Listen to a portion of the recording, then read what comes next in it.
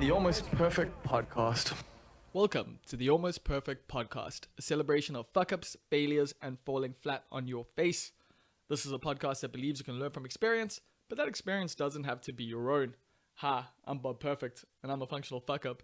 Let's learn from somebody else's mistakes. And today we're learning from ByLwansta again and again. Yes, ByLwansta is our very first repeat guest here on the Almost Perfect Podcast.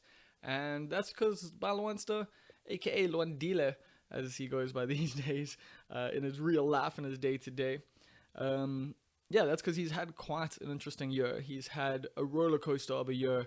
He's seen himself, taking himself out of his comfort zone. And it's seen him, go halfway around the world. Not even halfway around the world, like around the world. He's gone to Europe, he's gone to America, and he's performed, he's collaborated, he's done some amazing things over the course of the last year. So it made sense getting him back on the podcast and finding out where he's at in his life and how he's got into where he's got into now.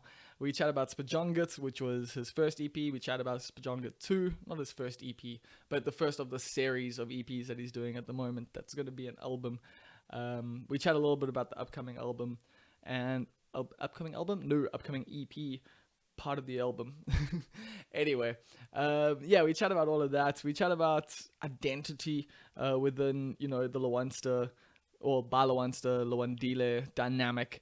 And we chat about design because obviously he's a designer. Well, not obviously, but if you know Lwandsta and you know his work, he's also a designer. We talk about how he packages everything. We talk about a ton of stuff because whenever the two of us get together, we just chat. Like there's no feeling each other out in the beginning. Like how in a lot of these podcasts, like it starts off with the person feeling a little and awkward and uncomfortable, and we get there after about 5-10 minutes.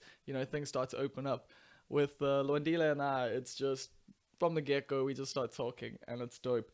And I hope you enjoyed this conversation. I think there's a lot to learn from this one, especially if you're a young up-and-coming artist. Lwandile has found some cool ways to, do what he wants to do.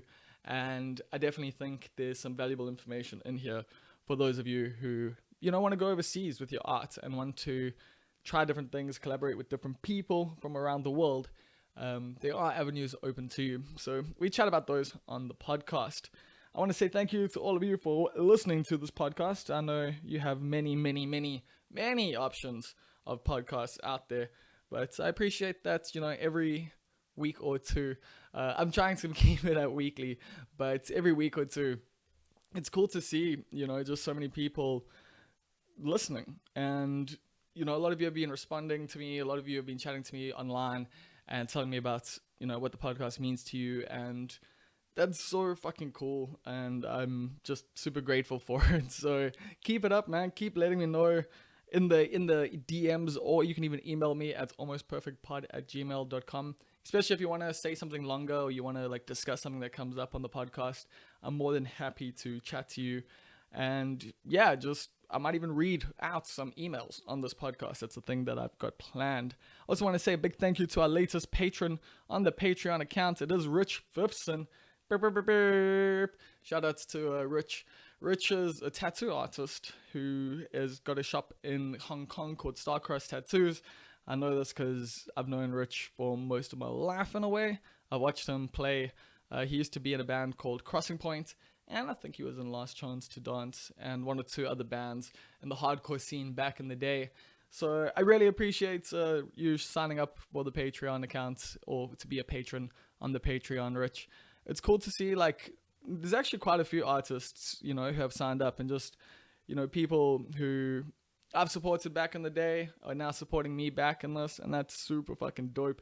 And even people I don't know, even other artists, cool thing is, so last month we were giving away the 2 comic books by Tasman Nadu and by Luke Mulver, and I'm going to announce who that was. They already know, I've already chatted to them. I'm sending off the comic books in just a little bit, so they already know, but the rest of you can now know that it was Ciaran Sleman. Now, I'm hoping I said your name correctly, but if you want to check out Ciaran's work, he's actually a musician by the name of Parable, so Parable. I think we covered some of his music on Durban Is Yours about 2 years ago. So that's what I'm saying. I love that. Yeah, man, artists are supporting it, and I'm trying to use this as a platform to support artists, to get artist stories out there in a better way than the radio or even written media allows you.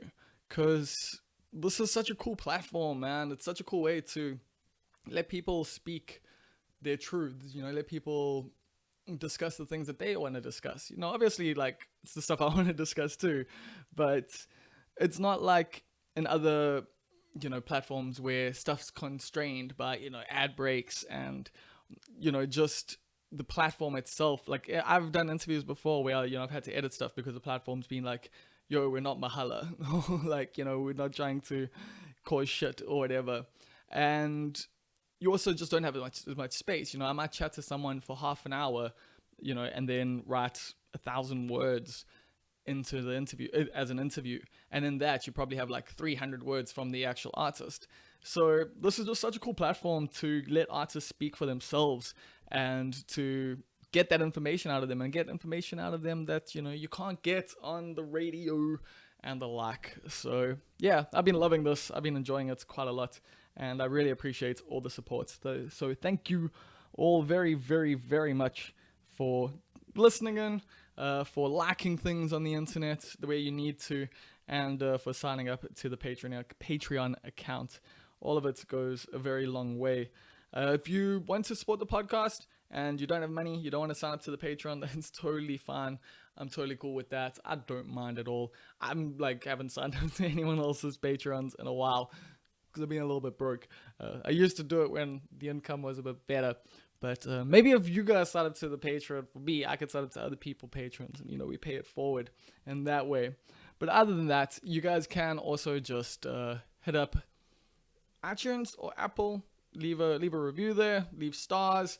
If you're on Spotify, what's the thing? You just gotta like it. I think you just like, subscribe, you click the heart thing, and yeah, liking things, sharing things, all those things will go a long way to sharing this podcast. And I don't know if you can hear it, but fucking hell, there is now massive drilling happening just outside my flat. So I'm gonna cut this out. Well, I'm gonna cut this short now. It's actually the reason why you're gonna hear on this podcast, ByLwansta and I did this outside. We did it at the Arts Cafe because Pedro's fucking chicken is opening up next door to my flat, and they've been making noise for the last month and a half straight. And so if you can hear that in the background, I don't know if you can. Maybe my microphone's super dope and you can't, but maybe you can. That's what I've been having to deal with lately, and that's why the sound quality on this isn't necessarily great, and there might be one or two edits that sound a bit weird because I tried to cut out stuff like cars hooting and that. But it is the almost perfect podcast. Maybe one day it'll be the perfect podcast. But either way. Oh yes, last thing I need to say, sorry.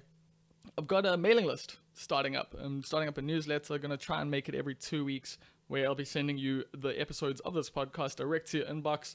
I'll send you my latest articles on musicians and music that's happening in South Africa. And I'll also maybe, let you know when I'm performing in a town or city or venue near you, which could be pretty soon if you live in Joburg.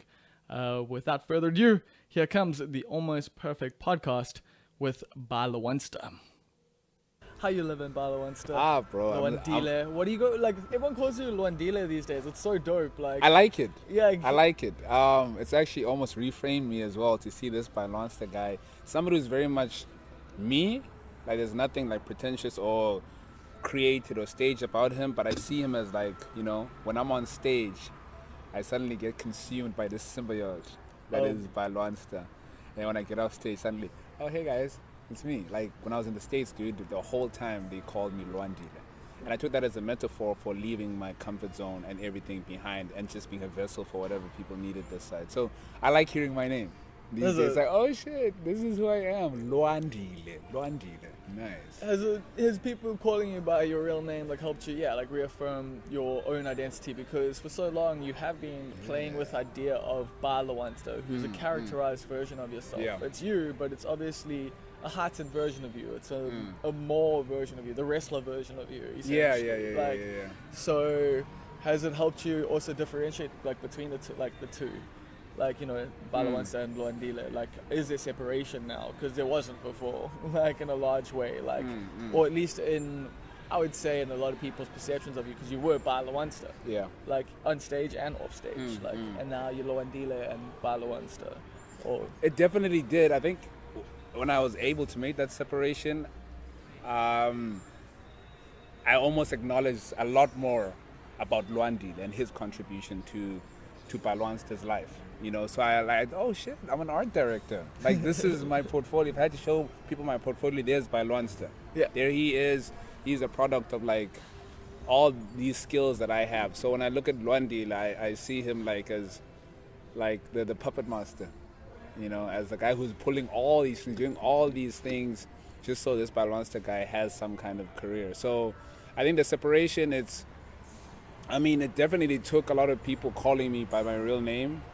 Well, it didn't really, but I think it happened in conjunction with me kind of trying to like reframe a bit. That would have been cool for a censorship, like, hey, you flipped it. But yeah, man, it's interesting to kind of like feel like human again. Human again. Yeah, dude, like, because ByLwansta, I mean, like, things when I say he's a character, he's very much...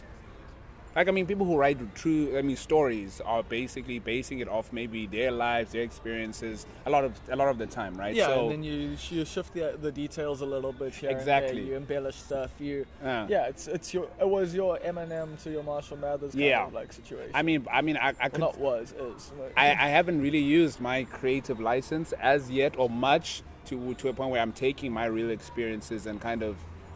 Actually, I did with Lindy. Yeah. I did, because that was a story inspired by 3 people, and I just combined them into a character. So I think, in essence, that's what I've kind of done with ByLwansta. You know, I've taken my stories, my hardships, my relationships, and I was like, okay, cool. Let's write these. Let's create this memoir, sort of. Let's create this living, performing, interviewing book. You know, he's there and he's doing these things. So, you know, I see him as more as like an extension of myself, but very much part of my portfolio. Like, hey, I fucking did this, dude. Okay. Well, do you ever see there being like another character then? Man, I've thought about this a couple of times, especially when I was trying to transition into production. Yeah. You know, like, not so much transition, but I've produced quite a few songs for myself. I did Funny How before I called myself a producer. When I did Funny How, I wasn't even, I was like, I just needed to do something. You know, it came out well, but I didn't see myself as much of a producer up until Spajonga Chapter 1. But like, when I was still in, like, I think I was in Berlin in 2017, and I was around like musicians as well who are producing. So I kind of like, okay, cool, this is cool. Like, I obviously don't want to be just considered the guy you call when you want a rap. Yeah. I want to be involved in the process. So I guess I needed to bring something to the table as far as like being a composer and producer. So I remember we were walking in the streets with the group in Berlin, and I just kept thinking of, okay, cool, I need to come up with, if I go the producing route, obviously I won't really get acknowledged so much just because I'm known for the raps, unless I come up with an alter ego, you know, and I was gonna call them Apples.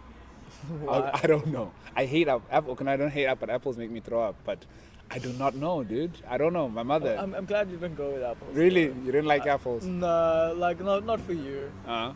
No, not for you. I don't know. I wanted something almost like mysteriously cute.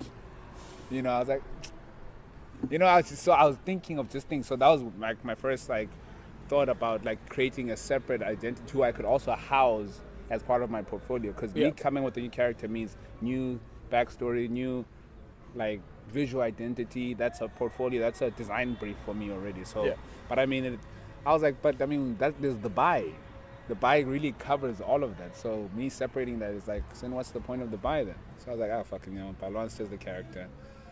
But I don't know, I haven't really had any other instances of maybe possibly coming up with new characters, you know. Not yet. Yeah. Well, you still got 2 more chapters of Spajonga to go. I do. So the reception to Spajonga Chapter 1 has been quite nice, I would say. Quite, dude. Like, in comparison, I think every project I've released always like takes me to a new level of like, not so much admiration, but appreciation. Yeah, you know. So how people receive Chapter 1, like, did I actually had a I don't know, the release date felt so, oh shit, I've got a release date. The other, like in the past, it's always been like, okay, cool. I know when this date is. I'm like doing all of this stuff, you know. As much as we did the same, Ryan and I, with this one, but we had like a debut with OK Africa, Yeah. you know, which was like not anything I'd really done before. Because we planned, okay, we want the review to be with them.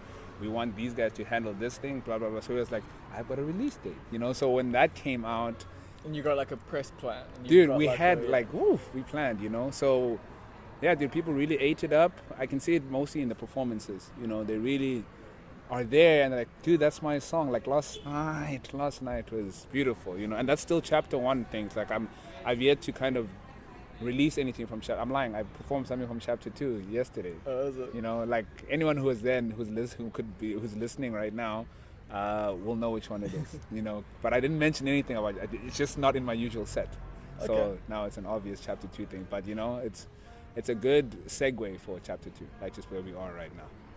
What do you You know. mean? Like, as in terms of your life or just? I know. I think in terms of how people have like consumed it, they've Yeah. engaged with the whole thing. Like they're aware of like the story that starts off with Finn and Jake saying this is what this is about. Stay naked goes and then it goes on this journey. So now it's like, okay, cool. Now So what? people are with you. Like, they want to see Yes. like where the story goes. And I love it. Like, you know, like we're expecting a little bit of tragedy here. Well, at least I am. Like, because if there's a story at 3 parts, there's got to be some tension or something.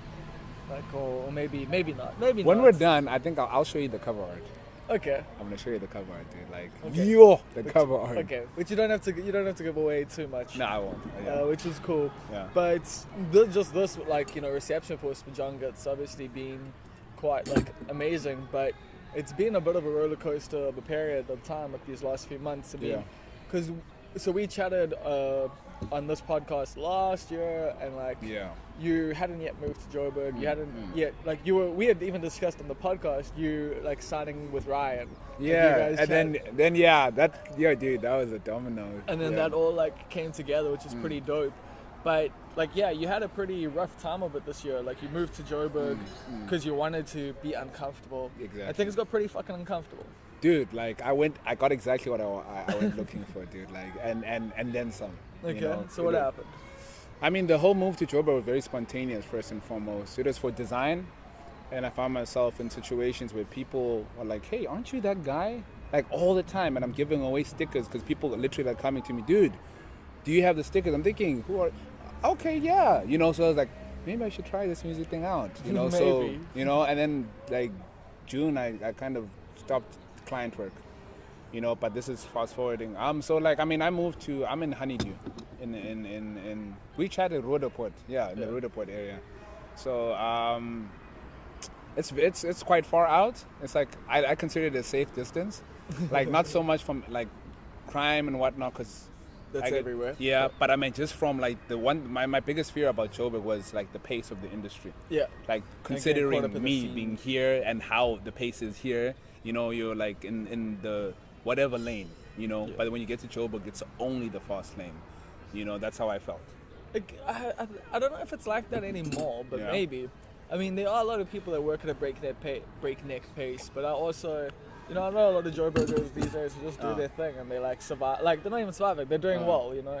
But maybe it's as you get older, Industry. you learn to And like industry. the music industry, dude, like small things. Like hey, dude, I was like literally like the gust of Joburg could just like blow me over very easily because I was always like ready for something. Like just the industry, dude. Like when I get there to my brother's place and I listen to the music they're listening to, like just casually, it's like, okay, I already know that.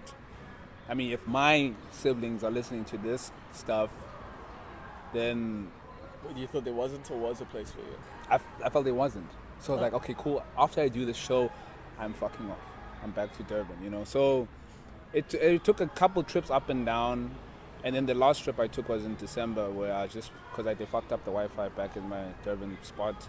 So I went to my brother's place to just use his Wi-Fi to finish client work.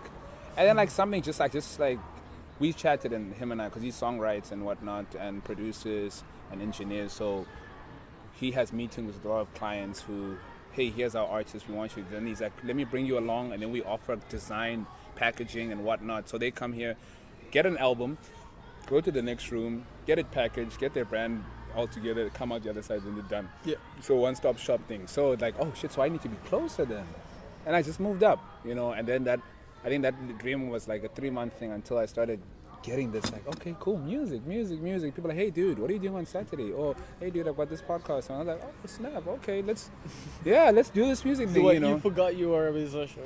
I mean, the thing you'd be doing for years, and like. Thing is, dude, it's crazy, dude. Like for the most part, you wouldn't believe it, but I didn't. Obviously, the actions, like, say something different, but it's in the back of my mind. At the deepest, it was always a little bit of a hobby, And as much as I was doing everything I was doing, whenever it got to a point where it was getting really serious, dude, I'd have serious anxiety.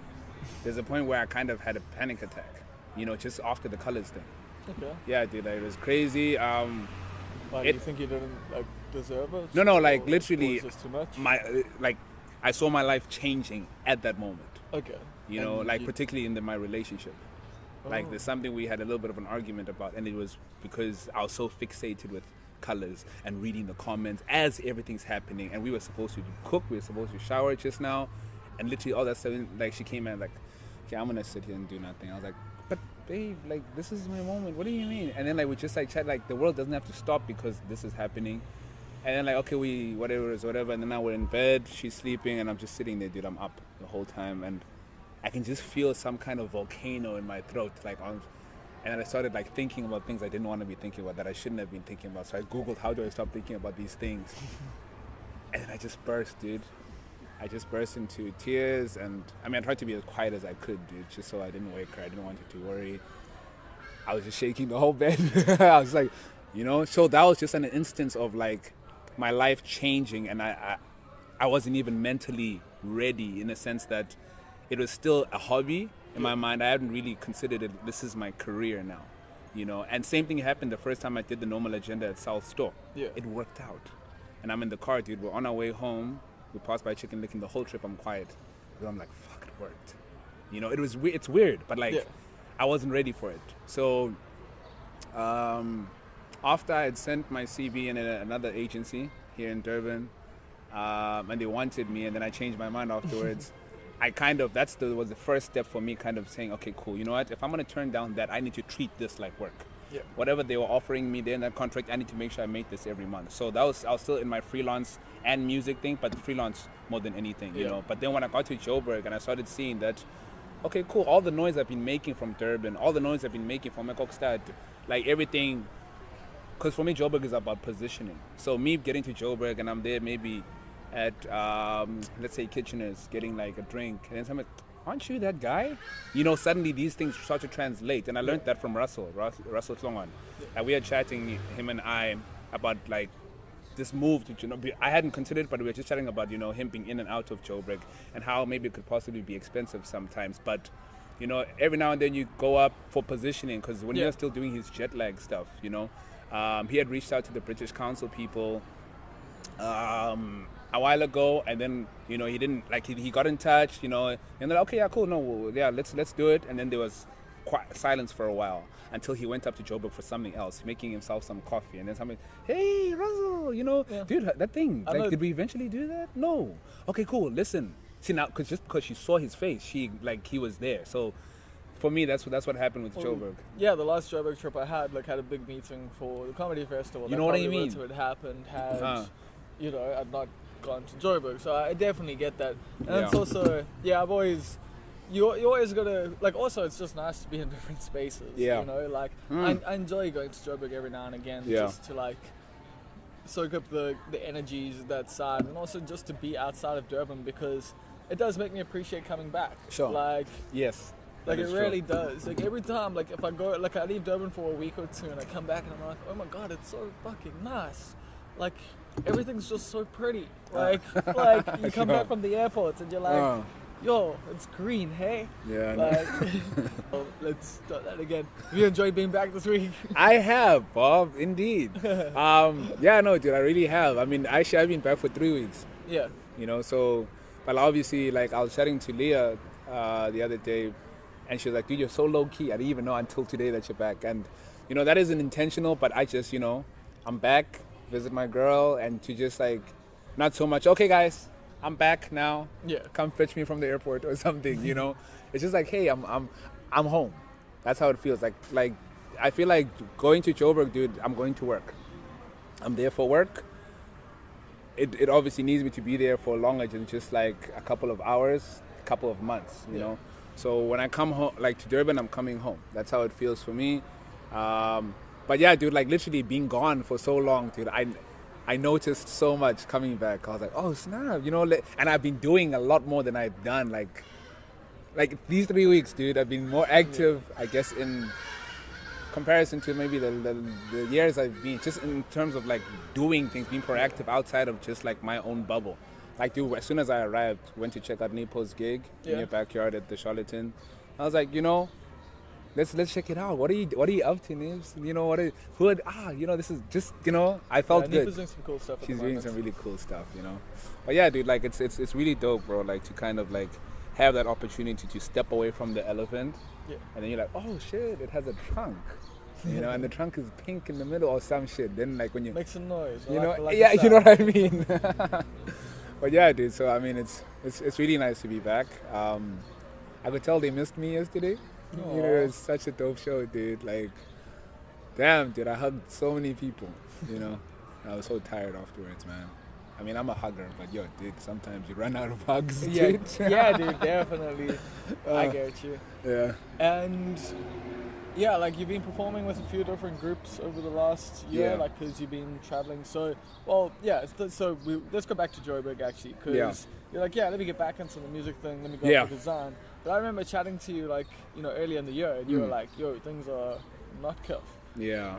So like, what happened? Why were things not kiff? Like, well, dude, like, you know, you jumping into your passion from your 9 to 5 is always that moment. It needs to be calculated. You know, like you want to at least be making at least 50% of what.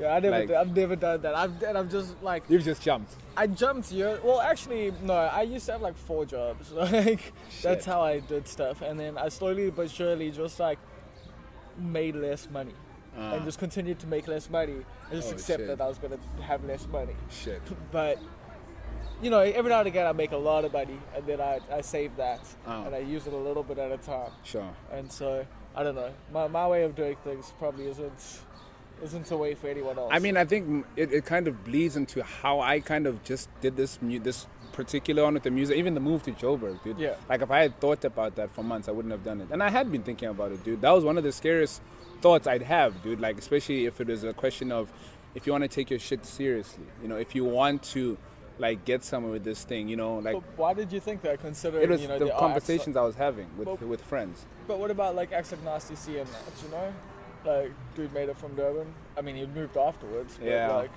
I mean, like it's like how my friends. I mean, he's one example. Like, I mean, how my friends put it is like, obviously we had our strategy like about how we'd maneuver while in Durban, but then there was a point where okay, cool. At this point, we need to like. But do you need to be in another city to maneuver then? Okay, not so much maneuver, but like just how I've been moving anyway. But like, you know, just Durban, Kokstad, all these things have been. I mean, even Joburg. Joburg isn't even the ultimate for me. No. Joburg, no way. You know, it's all these things are like steps. You know, I don't even know like what won't be a step, but I know that at the end of the day, I come back to Durban.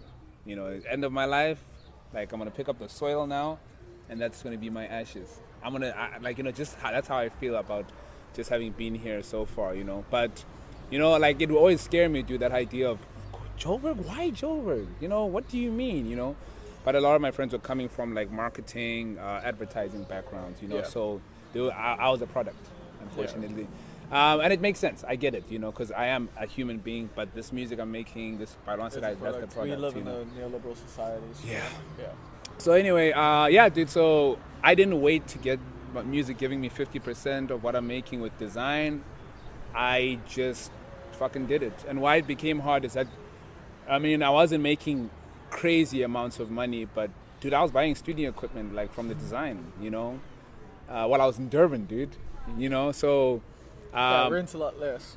What? Rent is a lot less. Yeah, you know. So I think life what is it? Life, whatever. Costs. Yeah. Yeah. Cost of living. Cost of living. It went up like crazy when I was up there. But I mean, I didn't wait till maybe, because because you've got both feet on this one raft and you've got a smaller raft, and you putting your foot on the smaller raft, it's very unstable. And you putting both feet in there, you sink a little bit, So the bigger raft was the design. That was kind of, it was a raft, a small one-man raft, So it wasn't. I like how you like making like raft analogies because you do it in your music as well. Oh yes, I did. But I mean, so when I put that foot over there, I was like, you know what, this thing won't go anywhere, because it's just like not stable. It won't go anywhere unless I put both feet on it. At least it will be pressed down, So I was like, you know what, only way this music thing is gonna go somewhere or make sense is if I give it my all. And I wasn't gonna negotiate with designer ByLwansta about that. I was like, all right, buddy, listen, I'll call you when we're releasing a project.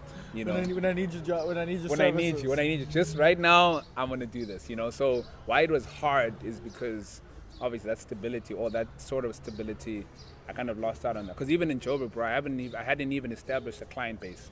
I was still finishing off Durban clients. So as soon as I did that last client in June, no more advertising for me. And I just did the music thing, and it was hard, dude. Like, because making money off music is not easy. It isn't. I think making money off art that's not like a commercial thing. Because the cool thing about like graphic design or various forms of writing or even various forms of making music is you can provide it for the ad industry. Yeah. But when you want to just make it for yourself, and getting paid for that's a lot harder. You just want people to like enjoy your song and somehow get that trickle down economics from Spotify. Hey, bro, and that's long money, bro. That money comes after. That's not money you include in your you include it every year or every 6 or 7 months. But that's your bonus. Yeah, basically. But I mean, dude, like, what's really helped me, like just this whole thing we were mentioning about, the distinction between ByLwansta and Lwandile, and what I've known, like, and me saying that I've noticed a lot and acknowledged a lot about what I do. I forgot what I was going to say. Shit. And it was going somewhere. We were talking about the design thing. Yeah. Oh, yeah, dude. Like this whole looking at ByLwansta as part of my portfolio, dude. Like, what also makes it easy, dude, for, the cash conversations is, yes, the music. It's this the focal point. But this brand, dude, this thing that I created, like the other day I was doing like a brand analysis just on this ByLwansta guy. I just stood away from being ByLwansta and I looked, okay, cool. So I was on Google, I was just looking, okay, cool, how to do this. Because everything I've been doing over the years has just been, impulse, doing. But you do enjoy analyzing your stuff and putting it analyzing it for the public as well, which is quite interesting. Not a lot of artists do that. I don't think any do that. Like very, very fucking few ever engage with their own work like publicly the way you do. You know why I do it, bro? Because I'm a consumer as well. Okay. So the things that I liked about the CDs that I bought and the music, all the things that I've engaged with, I feel like, hey, let me do this for people, and then I stand away. I'm like, oh shit. This, you got a color palette for your project. It's like these are things that I enjoy about the stuff that I was consuming and that I consume. So when I think about them, I'm thinking about us, on some like, hey, let's all stand here and acknowledge this thing, And that goes with the whole brand thing. I create this brand that I can also appreciate. But do you not worry about people thinking you're full of yourself? Oh, bro, like honestly, I've been told like, well, not told like, hey, you're a narcissist. Yeah. But actually, it started with me. I have this terrible habit, dude, of throwing things out there, and then people are like, okay, cool, we'll call you a narcissist then. And actually, you're right. Because literally, I've just said it like... I've learned that whatever image you put out there about yourself is the image people pick up about you. But dude, like, how is it possible that they pick it up and they start running with it? How? Like, as if they've always known and they just didn't have the term. Well, because maybe they agree with it once you put it out there. So I shouldn't do that. Maybe not. Like literally, dude, conversations about narcissism not in a sense where it's like, yeah, dude, it was just always me feeling like, hey, well, I'm a little bit of a narcissist. So, because I remember I was at a friend's house and. I mean, it's hard not to be if you're an artist.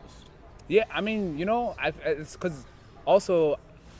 Self-involvement is a big aspect of being an artist. Like, you know, maybe not always self-reflection, but self-involvement for sure. Like, depending on the artist. But like, I definitely like. You look at almost every artist out there; they're always internal. Like, you know, not always. There are a handful that look outwards, but most look internally. Yeah. Like that's how it gets created. So, yeah, like I don't have any issue with it. I'm just saying, like, I just wondered, like, if you ever were like conscious about it, or like, yeah. I think the thing is, dude. So how I easily, it's just like literally, like it just like slides off my skin.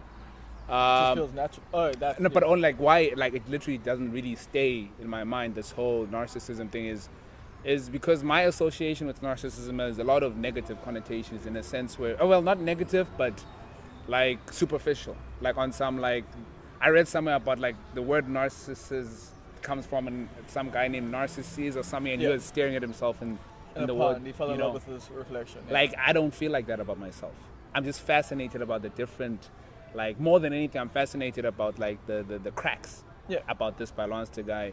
And if me kind of focusing on ByLwansta so much and noticing these things makes me a narcissist, then fuck it, I'll be a narcissist, you know, because I don't feel like I'm. But the thing is, there is also value to like other people when people do that, when artists do that. Like, I mean, you look at someone like just Tyler the Creator, you know, he did that like quite a bit, you know, turned the camera in on himself and stuff like that. And people can go, yeah, I'm the same way. I feel similarly. I relate to that. When you do that, you can actually speak for other people a lot more. When you're talking about yourself and genuinely, opposed to being preachy. Exactly, because people can then go, oh, I relate to that because he's talking about himself. Sure. But I go through that same experience. I have those same kind of feelings. Yeah. So in a weird way, like, yeah, being not like I wouldn't call it narcissistic, but like, yeah, being like inverted commas narcissistic, I think does have value, obviously, to the crowd because it allows them to put themselves in your shoes. Like, and also the cool thing about it is it does create those moments then when they do genuinely feel that way, you know, when they feel like they can relate to stuff. But dude, like, honestly, like, we need to think of a synonym for that word, like narcissist. Like, introspective wouldn't be one, right? Definitely not. Like, narcissists, like, people can be introspective and not be narcissists, but pretty much all narcissists, and also narcissists aren't necessarily introspective. Yeah, okay. Like, so that's the weird, like, yeah, words are weird, and they do have exact definitions that we might be getting slightly wrong. Also, the problem is there's narcissism as, you know, society uses it, and then there's narcissism as psychologists use it, and like, you know, might be quite different. I feel like whatever the psychologists describe it as, I'd probably like, you know, okay, that sounds about, you know, because it has some kind of thing to it opposed to society, like. No, I think the psychologist one means it's more serious. Like, if the psychologist calls you a narcissist, it means you've got like actual like it's causing fucking problems in your life. Well, yeah, maybe. okay. But maybe I might just be completely ignorant right now. And if you're a psychologist, you can hit me up on almostperfectpod@gmail.com. Let us know. Let us know what the difference is between just, you know, kind of looking inward sometimes and being a narcissist. Or all the time. But I mean, dude, that's... What's the difference between being paranoid and being a narcissist? No. I mean, like... Bro, I mean... Why... I believe in, like, humans. You know, in a sense that, like, I believe in us more than anything else. Like, so... Okay, Frankie. Frankie Oceans. Oh yes! Oh, actually, that should have been the theme song that plays in the background. If somebody just drove, dude, imagine somebody just drove past playing. But like, legit, dude, like I believe in everything literally coming from inside us. You know, like attributing everything to yourself. Okay, not everything in a sense where it's like, hey, what? But I mean, like for me, why I'm so fixated with my ideas and everything I produce is because it comes from me, you know? And accountability, I also believe in that, you know, like you shifting the blame to other things or saying, oh no, the devil got him. What? Bro, that was him.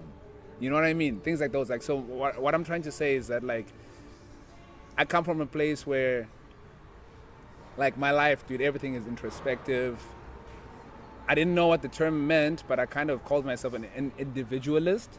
Okay. Like, for a long time, like, anything I like, you know, or my music, anything I produce, I fucking like it first and foremost.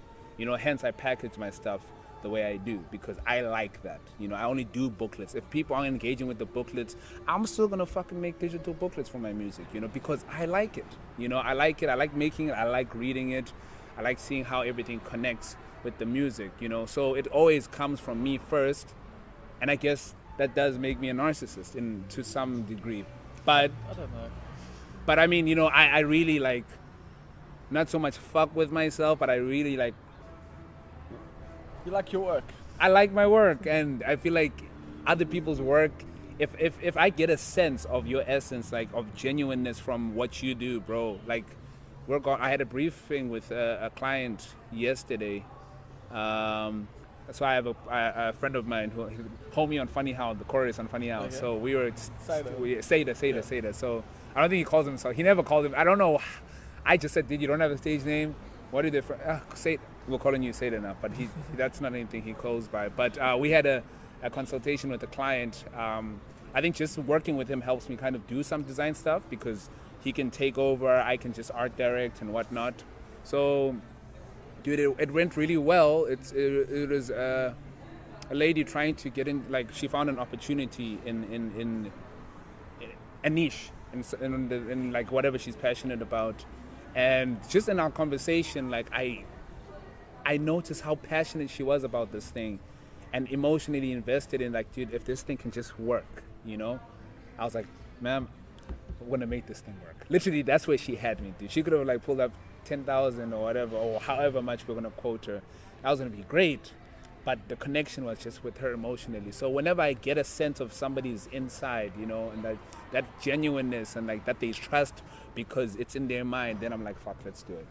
You know, so that's just how I feel about people, about, you know, like something being special in us sounds very, what's the word? Not generic, but cliche. Sounds very cliche, but yo, dude, like us as dude, come on, dude, our skin, dude, we have a healing factor, bro. It's just slower than Wolverine. It's slightly slower than Wolverines. But dude, like, dude, and like we have pipes, dude. I mean, even animals. I mean, I think a lot of people have even animals. Yeah, fuck animals, right? Fuck those motherfuckers. No, I mean, but like, you know, we're super advanced, dude. Like, and it's crazy, dude. We're also hella basic in weird ways, but like, I agree with you. But you get what I'm trying to say. So like me believing in myself so much, because I believe in myself a lot. You know, like I also doubt myself a lot. Yeah, I like, that's the thing, like, I feel like I had more self-belief when I was younger. Yeah? Like, it's just like, life has made me go, like failures have just made me go, like, yeah, no, like, it's 50-50 shot every time, dog. Like, you know, like, sometimes you're gonna win, sometimes you're gonna lose. And like, so like, that doubt has crept in a lot more as time's like gone on. Yeah. But it's weird, because I guess it does drive me to be better, and so the stuff I produce is just better. Like, a lot of the stuff I've done, like, you know, even without me necessarily like approaching it the same ways I used to, you know, always with a, like, as much passion, I guess. Like, you know, before I would be like very passionate about stuff and very much be like, I'm gonna be good at this and I can do this, but like it would be kind of average. And now it's like, I'm like, yeah, it's probably gonna suck, and then like I bang it out and it's great. Like, so, well, dude, I mean, I used to do that, like, not so much with the work, but I used to always, you know, sell myself short like that in hopes of maybe a surprise coming out, you know, because if the standard is low, the excitement is great. Yeah, exactly. You know, so instead of like, you know, oh, this is great, and then next, you know, it's not so much, you know. Yeah, that's the problem. Like, you just have too many times where you go, yeah, this is gonna be great, and then like it's slightly less. So like after that, you know, it's just like, yeah, it's gonna be good. It's gonna be okay. Should be slightly above average. Yeah. I should go home with a smile on my face tonight. You know? Oh shit. After this gig, I should not hate society. Like comedy is a weird one. But music's also, like, I'm sure you've had nights like that where afterwards you're just like, I did not connect with this crowd at all. Like even in this year, or like has this year like been like a good one for like gigs? I mean, as far as like what Because I remember, like, just, you know, that was a thing back in the day. bro, like, not every connecting. set back in the day, bro, I'd walk off stage feeling like fuck, you know, like even in the way I'd speak, dude, like, you know, I don't play back my interviews. I don't listen to any of that shit. I unfortunately fucking have to with these things. I hate it. But yeah. But you know, like, I don't do it because I don't want to cringe, Yep. you know, and Dude, often editing this is the most cringeworthy thing in my life. It's the most anxiety-ridden experience each time. Because it's just like, what dumb shit did I fucking say? like, dude, like, honestly, do you know what would make me cringe the most, particularly with interviews? I had this idea of myself that didn't really correlate with who I really was, dude. I thought I was, like, chilled, bro, like, chilled. This is who I wanted to be, actually, just as a brand, like, chilled guy, like, hey, man, yeah, we just did the Charlatan last night, and, you know, people felt it. That's who I thought I was, but every time I get into an interview, I was so excited. I was like, you know, dude, like, literally, you know, and I'm thinking, and what that's the you, fuck? and that's what's infectious about And that's you. it. That's what people like about Now you. imagine, that's not what I thought it was. I thought I was like chilled, and then every time I wasn't, I'd be so frustrated. You know, I'd be like, what the fuck? I'm not gonna listen to this bullshit. And that's so weird because people like you because of your honesty and your enthusiasm. Like, when you talk about things, what's dope about it is how much, like, yeah, you genuinely are excited and care and, like, are happy. Like, and that's infectious. Like, Sure. you know, that makes other people feel good. Like, you're feeling good about shit and you're sharing it. Like, but meanwhile, you want to be all like, too Dude. cool for school. That was like, you know, and it would frustrate me, bro. Like for real, I'd be like, I'm not gonna listen to this thing. Sound like such a goof, you know. I sound so, fuck, you know. Why am I not, you know? Because I mean, there also, I think a lot of things attributed to that like whole thing, you know. I mean, I've listened to some interviews and people are like, you know, they're able to articulate things like very quickly, concise and everything. Me, on the other hand, I just go and I'm excited as well. So I was like, okay, you know what? I need to chill, you know? And I need to chill. And then a lot of people, dude, it would annoy me. This is what used to annoy me. Like, people thought I talk too much. I'm thinking, why the fuck did you bring me here then? You came, there's the camera, you have your lapel mic, I have mine. Then after the interview, like, hey, dude, you can talk. What am I here to do then? You know, like, I didn't get it. And also, like I've always said, if you're in a rush, don't ask me about anything I'm passionate about. Yep. Please. Don't ask. I need to put that on a t-shirt. You literally start interviews with that. Like, I you've done have. that on radio with Yeah. me. You've been like, Like, yeah. dude, I think the last time we chatted, dude, on air, that was one of the best interviews I'd done. Like, just like, as far as like, I think I was going to Michael House, I don't know. the festival. Okay. Yeah, I think we were chatting. No, it wasn't. But we had chatted on air, and dude, I was so like, I answered. I was, you know, Like, the whole point of having like someone to interview is that they talk. Like, dude, and I didn't get it. It's like, I mean, I understand, obviously, now as I get older, I know that obviously it's an interview. You also Yeah. need to have something you're saying. of course, but there's also the person running the interview like needs to guide stuff and needs to control the thing Sure. and needs to like give you visual cues. Yeah. Like, Yeah. like, you know, like, yeah, when you're talking on air, like in radio, it's pretty simple. You can literally just put your hand up. Like me, like, I can, whilst you're talking, I can just go and put my hand Yeah. up and be like, cool, like 30 seconds, 10 seconds, whatever, and let you know, like, cool, we're gonna go to the next question or something's coming. So that to me just feels like people not doing their fucking jobs properly. But Bro, maybe I just had that experience, you know, like, or maybe they don't care what I have to say.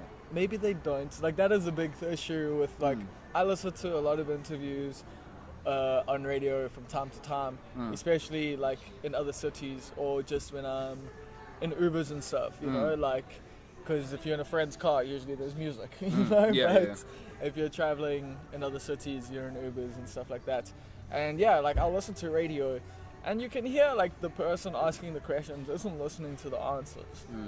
Like they're just asking the Ish. question and reading the next question on their paper, or lining up the next thing that they need to do whilst the person's talking. And they're like, oh, that's great. And then what about blah, blah, blah. And then they like tune out for like a minute to let the person talk and then come back and like, and it's experienced people even do that. Like, I mean, but dude, like for me, like where I guess I need to cut them some slack is, right, not even, but to kind of understand a little bit, you know, because I'm a rapper, people might just want to talk about that and maybe not acknowledge the other stuff. They want to cut off the other limbs, and you know, I guess that's just a format thing, you know. The unfortunate thing is like the way the industry works and the way media works in general is like the people who are chatting to you don't know your work. Yeah. Okay. Like even the person who booked you for the show, like, you know, has read your press release. Like that's it. Like they watched the music video that your manager sent them, and they've seen that you performed at this, and this. Then now they give that information to the person on air, or like the producer like gives the person on air these tidbits. They go, this person was born here, these are the songs that they've made, you know, this is who they've worked with, and then that person quickly crams it in before they chat to you. And then you come in and you chat to them and you want to explain your stuff, and they're just like, I just want to tell this information to people and play your fucking song. Get the fuck out of here. You know? But I don't know, it's not all like that, but a large portion of the industry is like that. Like even stuff like, if you look at like Slicker, like how little information is on like that site. Like all the music's there, but you can't find any information like about anyone. Like, you know, And I think that's like the point that you're making, that also like influences where we put them in our rollouts. We know that they have maybe a great reach. Yeah. You know? So we're gonna give them the single. Yeah. You know? We know OK Africa gives really in-depth reviews. We'll give them the project.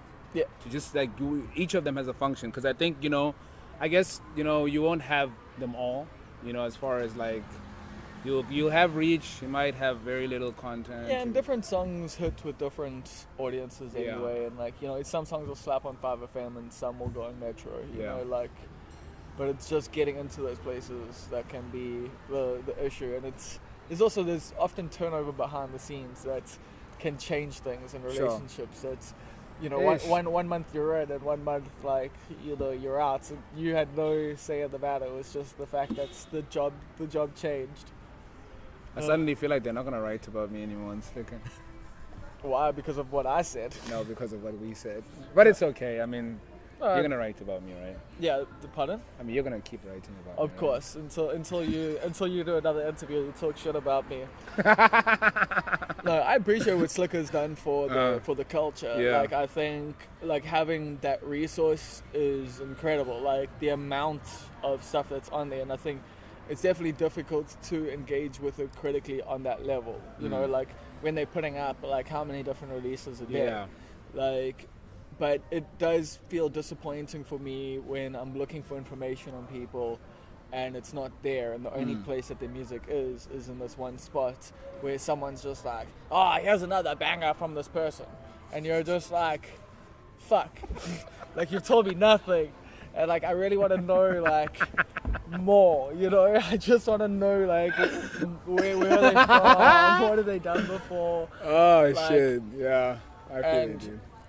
But, you know, like that, but that, like that's not throwing shade at them, because like I say, they're just providing a different service, and I do appreciate what they do, because like I say, like they wanted to go to the places that's the first to like find anything. Like if you want to find all the like latest local rap, you go there first, or you go to where Data File is. Yeah. Oh shit, they're still around. I don't think they're around. Picasso's around, or whatever it is. Oh yeah. I think with Dr. Phil also, it's just like, okay, put your shit up there and share it. I think I actually wanted to put up something there the other day, just so I could track the numbers, but then I remembered that they inflate the numbers on Dr. Phil host. That's why I stopped using it, you know. It's like Facebook, bro. Like, yeah. Those Facebook numbers ain't real. Yeah. Hey, bro. But I mean, you know, dude, I don't get it. You know, I love Facebook. What is everybody's problem with Facebook? Well, it's just the whole evil thing. Like, they're just evil people. Shit. Like, oh yeah. Okay. I did not consider that. You know, as a platform, it's like, I agree. Like, I've actually like, well, it depends. It really does depend. Like, on the month as to which one I prefer, or which one I hate shit, less okay. between Facebook and Twitter. But yeah, Facebook, when they fucking banned me for 3 days for saying men are trash, I was just cool, I'm fuck this shit. I deleted that account. I've literally got another fake account with no friends on it, and it's just got my fan pages linked to it. I see. Then I just interact through there. But yeah, dude, it is just the whole, societal control thing and the way that people manipulate their system to, create political turmoil and instability. And a lot of false information gets shared through the network. Yeah. A lot of, it has created a lot of negativity. It has created a lot of problems that didn't exist before it, and this is Facebook, right? Yeah, and they only exist because of Facebook. So, it's a useful tool, but it's one that, I think if someone other than Mark Zuckerberg, had to maybe run it, if someone other than the guy who just tried to create a hot or not, simulator thing, that's what Facebook was a hot or not thing at college. And then it became this college network, essentially. I can't remember what school he went to. It was either Harvard or one of them. And then it became from university to university. At first, you couldn't get into Facebook unless you were at university in America. And then it spread. Everyone was on MySpace. And then it became this thing for varsity kids to show everyone what they were doing and stuff. And then it grew from there. And now it's what it is. But he never built this thing with the understanding that it would be this global thing that's in every single country, that affects politics in every single country it's in, and has this way of being manipulated so completely and utterly fucked. The Russians, they've done damage. Between Twitter and Facebook. Sure. So I think that's the issue some people might have with Facebook. Dude, I really thought it was, people were just too cool for it now. Because people literally in their bios on Instagram, I don't have Facebook. I was like, maybe, but a lot of the time if you're famous, that's because people, But then even the friend I was with earlier, he was like, no, I don't have Facebook. I'm thinking, why? Yeah, as I said, I've dropped it for the most part now, and I'm not missing anything. Same with Twitter for the most part. I've mostly just been using the almost perfect podcast one, and one thing I missed the Rugby World Cup final because I didn't realize it was the final. I thought it was just the semis. I heard about this match that was happening, and I was like, oh, it must be the semi-finals, I'll watch next week if we win. And then I hear everyone cheering. I'm like, oh, we won, cool, I'll watch next week. And then I see, oh no, World Cup champion South Africa. Yeah. But yeah, anyway, we've detoured so much, and I've actually wanted to chat to you about your travels this year, man. Because you've done a bit of traveling. You've been in Europe, you've been in the States, you've done a lot of things, man. So how's it been? How's it happened? It's really cool. Really cool one. Well, the coolest, I'd say, of them all was the Paris one. Yeah. Because when I went to Paris, that was a booking, bro. Pardon? That was a booking.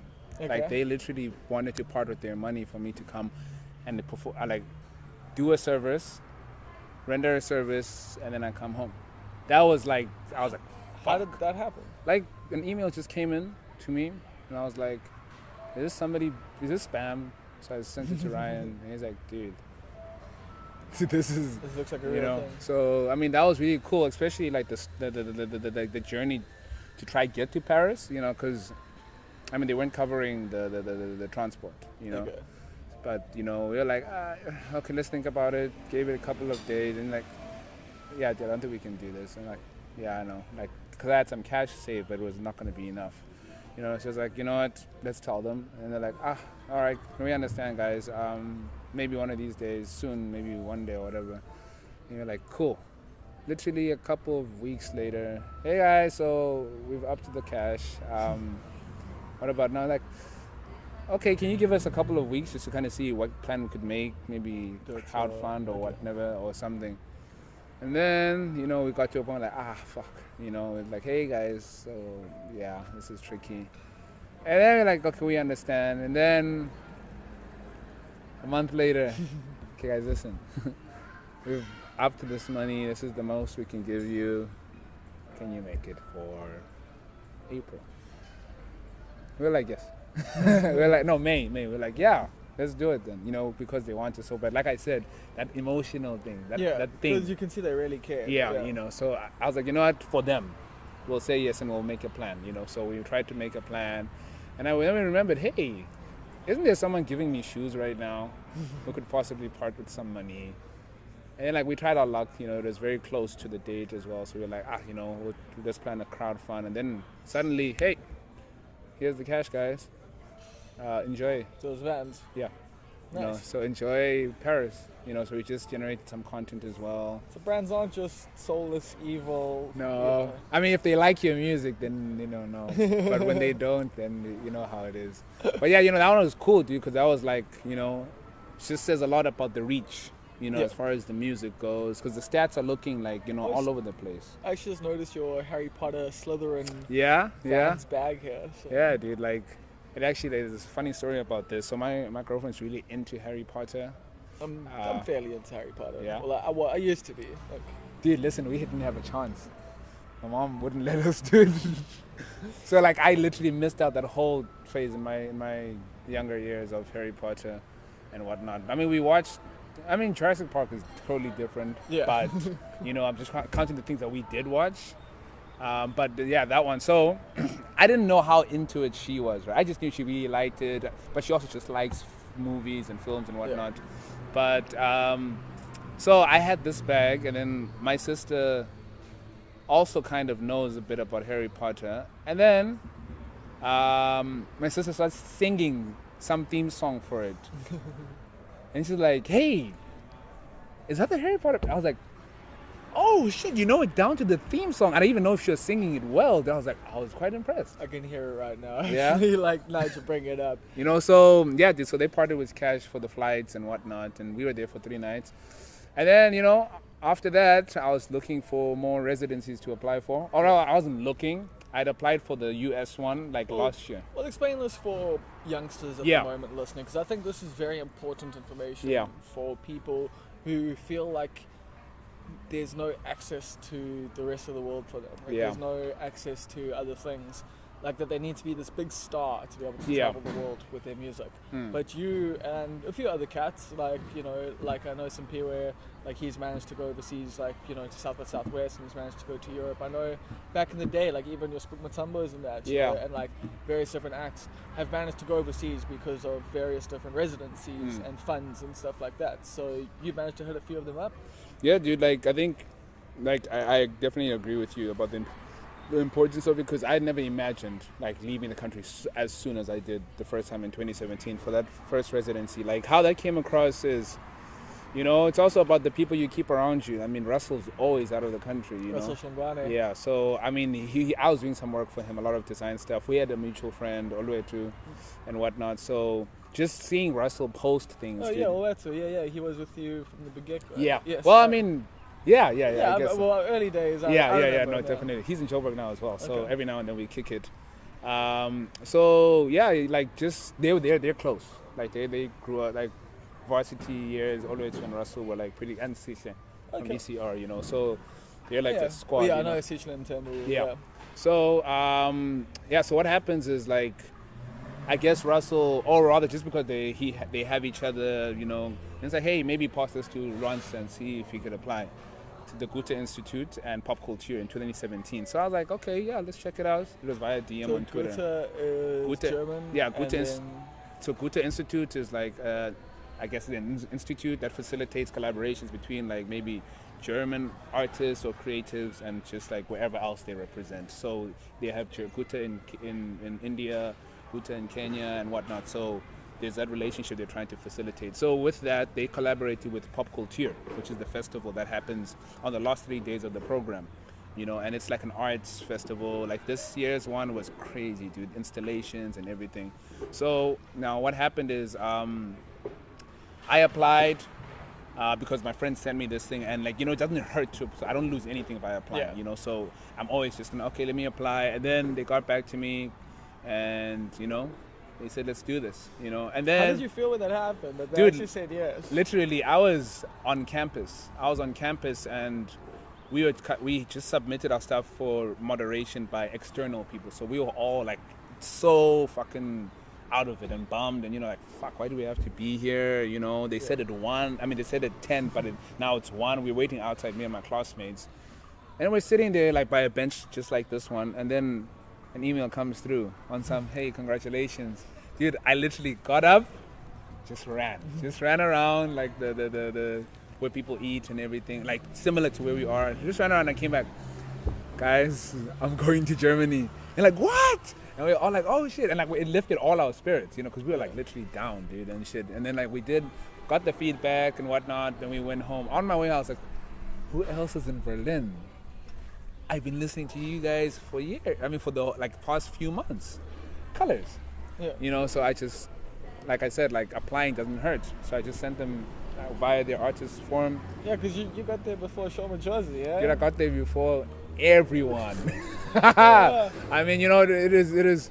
But that's an interesting story, dude. But it's like that, just applying and just doing and, and then like after that, it's like I tasted blood and I'm like, okay, residency. So I kept looking for them and I came across One Beat, which is a music exchange as well. Yeah. English. No, it's US. Yeah. Oh, okay. So that's where I was coming from now. Oh, yes. One Beat. Isn't it no, it's not iTunes thing. No. I'm thinking of something else. Oh, yeah, I know what you're thinking now. So, Beats One, that's what you're thinking, right? Yeah, like the radio show. Yeah. So One Beat, it's also a music exchange program, similar to, so the one I went to in Berlin was 10 days, 10 artists and whatnot. Last 3 days, we all performed in pop culture. So this music one, this US one, One Beat, was similar, but 25 artists, right? 25 artists. We meet up in the States for a month, so for 2 weeks we're based in Florida with coral snakes and diamondbacks. I didn't know how much I knew about snakes until I was spitting facts. I was like, dude, this snake has the second most poisonous venom. Red and black. Dude, literally, and there's so many like clones of, like, not clones, lookalikes. Yeah. And I was telling guys, look at the pattern right now. It's got the yellow on its head. And they saw it, bro. We saw it. Yeah. And I was like, how did you guys not know this? Because I was debating with one of the organizers. I'm saying, no, dude, this is not the one. They say, dude, this is the one. I show them the video, So we were there 2 weeks creating music. In our groups of 25, we were split into 5 groups of 5. So we had to come up with music that we're going to take on tour with us. So first 2 weeks, residency, collaboration, getting to know each other, whatnot. Second 2 weeks, we're on the road, right? So we collaborated. It was uncomfortable as shit. Like, really? Just for me, because my comfort zone, as we established earlier. You've been collaborating with cats, yeah? But via email more than anything, dude. But even, like the stuff with the band and that. But dude, even that moment with the band, dude, was like the first time we got in studio, it was, because I'd never, like, we'd only shared like energy on stage. And now when we were in studio in Cape Town at the Red Bull Studios, I got like not hijacked, but I got like stolen by Superbalist. I wanted to shoot something that never came out. But they had me for 3 hours, dude. Like, because we shot for vertical stories and we shot for, I was like, and then I get back to studio, there's 4 beats waiting for me. Now the gents are like, it's cool, bro. So there it is. What you got? Oh, dude, like, that was, like. So you didn't have any part of the actual process? Outside of that, like, I hated, like, now, because the writing process, mine is not as quick as just, like let's try, because trial and error works when you're just like maybe playing with sonics. Yeah. With writing, it's for me it's different. I have to have, because I'm saying something, and something that's gonna be easily understood already. You can't interpret it any other way, because I've said, hey, I just rode a bike. Then like now for that pressure to suddenly like, okay, cool. So every time and then, so bro, what you got now? I was like, what? But also I didn't wanna like feel like I couldn't deliver. I didn't want these guys to feel like, guys, we're playing for a guy who's... That's where imposter syndrome comes in hard, eh? Listen, bro, those 2 weeks in the States, I didn't know who I was. I was like, who the fuck is it? What are you doing here? Like, I even asked one of the organizers. I can imagine, dude. Like, it had me here, dude. One of the organizers, program directors, Kyla Rose Smith from Freshly Ground. Oh, wow. Yeah, she's in the States now. And she was, like, running that program and whatnot. It was cool, And so you chatted to her, and what did she say? I told her, I was like, hey, dude, like, what am I doing here? He's like, we'll figure it out. I was like, thanks, I guess. But I did eventually. But, dude, imposter syndrome, like, was the name of the game. The whole time for me, I'd wake up in the morning and feel like, should I come out today? Should I just go grab maybe a bagel first bagel I've ever had. I had it there. Oh, So I wow. just go grab a bagel and then go back to my room. Like there's a time I wanted to pretend that I was sick, but then I got sick. So I was like, fuck, and I needed, like they kept telling me, dude. That's the story of my like teen years. Oh, I mean, but I actually really got sick. Yeah, no. Oh, really? Like, yeah, I would like hypochondria my way into being sick. Like, yeah. Shit, okay. But you know what I mean? So like it was very tricky, dude. But then like that's where because my comfort zone, as I said, is like very much an isolated space when I create music. Yeah. I'm very vulnerable, dude. I'm like a nerve. Literally, if you walk in while I'm creating, I might miss you with a haymaker by mistake. Not like I'm gonna hit you, but it's like, oh shit, and I Yeah. might hit you by mistake. You know, it's happened a couple times with my girl.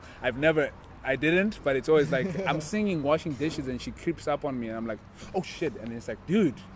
I'm like, it's because I'm so sensitive at that moment when I'm creating, because my process is very trial and error, Yeah. you know. So it's like I try things, no, or you know, and it's And you like don't want to have someone else hear that. I don't. But that is part of the collaborative process anyway. You don't have to be excellent, like. And that's what I've been trying to learn. That's Yeah. what also, but also, dude, like I was also the only person who kind of came without an instrument. Yeah, You well, know? you instrument your voice and your mind. And That's what they your, like to tell yeah. you. I mean, I get it, but you know, when it comes to like, okay, guys, it is something called speed dating that we did, where for 10 minutes, no, or 5 minutes, I think, where you go and find somebody, you speed date, and then you play something with them, you jam. After you hear the gong or the bell, Okay, you gotta you go swap. swap someone else. Who's gonna want to come to me? Like, are we gonna come? Okay, cool. Come up with I don't freestyle first and foremost. Yeah. And like everybody, like if you're like a person who plays like the ukulele, and then you see somebody playing an oud from Egypt, are you not gonna jump at that opportunity to jam with Because them? you've never done You know, that before. and then here's a rapper, dude. I hid in the bathroom the first day. I'm so dramatic, but I hid in the bathroom the first time we did it. The next day, I was like, you know what, I'm gonna do something. That's when I put together my kickstand ensemble, 8-piece band, bro. We did kickstand. Yeah. Like, and we fucking opened it up. Because I said, you know what, I'm going to do the speed dating thing. So I went to each person, I was like, Shruti, you know how to play the on the violin? And they're like, okay, cool, perfect. So I went to Yanto from Brazil. Dude, the chords for kickstand, can you then do them? Cool. Can you do the chorus with me? Cool. And I went to somebody, you know, it was just cool. You know, that was me opening up. Now, when I got back to Durban, I was like, collaborate, come, everyone, let's collaborate. You know? So you'd say this, this period, like, so you had this darker period in the beginning of the year, things Yeah. were a bit tough, and now you've had some cool experiences that have put you in a space that's creatively open for collaboration, Yeah. and like, you're now know that there's a difference between ByLwansta and Lwandile, that Yeah. they're not just the same person, that there Yeah. is a separation. Uh.